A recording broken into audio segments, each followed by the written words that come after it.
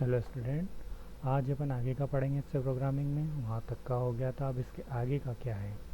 हाँ, अपन ने दो प्रोग्राम बना के देख लिए थे, उनको रन करके भी देख लिया था। अब आगे कुछ प्रोग्राम एक्स्ट्रा बनाएंगे। देखो, इसमें कुछ इंस्ट्रक्शंस होते हैं अलग अलग टाइप के, सी इंस्ट्रक्शन कहते हैं उनको।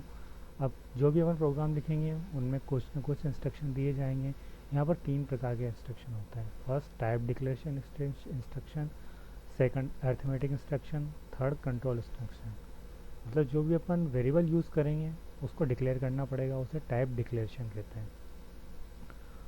जो अपन कांस्टेंट और वेरिएबल लिखेंगे उनके बीच में जो मैथमेटिकल जो भी टर्म्स बनेगी या जो भी काम करेंगे उसे अरिथमेटिक इंस्ट्रक्शन में करेंगे।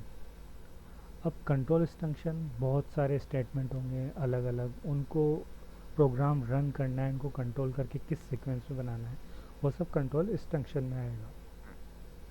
फर्स्ट की अपने पास टाइप डिक्लेरेशन इंस्ट्रक्शन।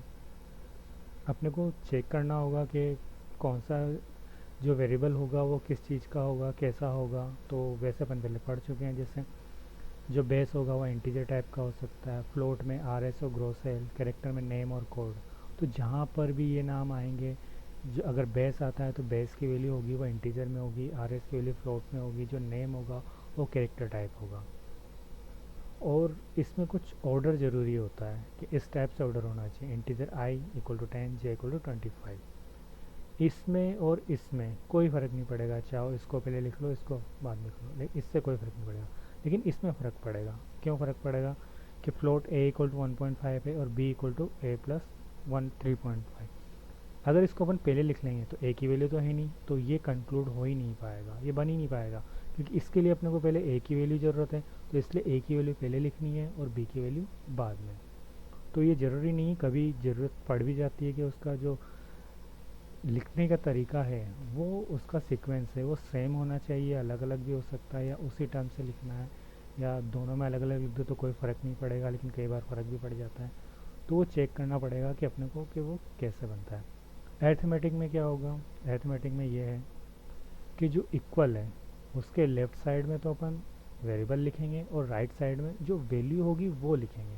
मतलब लेफ़्ट साइड में तो क्या होगी, वेरिएबल होगा, और राइट साइड में हमेशा कांस्टेंट होगा। ये हमेशा ऐसे ही लिखने हैं, ठीक है। इसके साइड में हमेशा सेम होगा, अगर उल्टा लिख देंगे तो वो काम नहीं कर सकता, ठीक है। जो अर्थमेटिकली होता है स्टेटमेंट वो तीन टाइप से होता है। एक तो इंटीजर मोड जिसमें खाली इंटीजर हो, सेकंड रियल मोड जिसमें रियल हो, और मिक्स्ड मोड जिसमें रियल भी हो, इंटीजर भी हो, कैरेक्टर भी हो, सब हो सकते हैं। ये अर्थमेटिक इंस्ट्रक्शन में काम आएंगे। इंटीजर फ्लोट कन्वर्जन, ठीक है।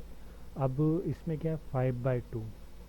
अगर अपन सिर्फ इंटीजर की वैल्यू चाहिए, अगर इसकी वैल्यू करेंगे तो 2, क्योंकि यहाँ ओनली दोनों इंटीजर है तो 2 ही आएगा। इसमें भी दोनों इंटीजर है तो भाग देंगे तो 0 ही आएगा, क्योंकि आंसर 0 ही इंटीजर आएगा। यहाँ पर क्या है, 5.0 में अपॉन 2, तो ये क्या हो जाएगा 2.5। क्योंकि इसमें फ्लोट आ रहा है इसलिए आंसर भी फ्लोट में दिया जा सकता है। सेम यहाँ पे सब जगह फ्लोट है, दोनों में से एक फ्लोट है या दोनों फ्लोट है, तो अपने को आंसर फ्लोट में मिलेगा ही मिलेगा। कई बार क्या होता है, ये तो अपन ने डिसाइड नहीं किया था कि ये इंटीजर होंगे या फ्लोट होंगे, लेकिन इससे पहले अपन डिसाइड कर लेते हैं। जैसे इसमें डिसाइड किया हुआ है कि जो के वाला होगा वो हमेशा इंटीजर होगा और ए वाला जो होगा वो हमेशा फ्लोट होगा। तो अगर ये इंटीजर है तो डिवाइड करेंगे तो ज़ीरो ही आएगा, इसको चाहिए फ्लोट में लेकिन डिवाइड करेंगे तो ज़ीरो आएगा, क्योंकि के की वैल्यू हमेशा इंटीजर में ही आनी है, तो ये इंटीजर में ही आएगी।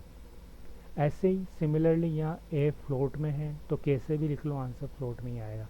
ये दोनों इंटीजर थे लेकिन आंसर फ्लोट में आया, क्योंकि अपन ने डिक्लेयर किया हुआ है कि जो ए है वो फ्लोट है, ठीक है। ये सारे वैल्यू फ्लोट में ही आएगी ए की। अब इनकी प्रायोरिटी होती है कि कौन सा वैल्यू पहले किया जाए।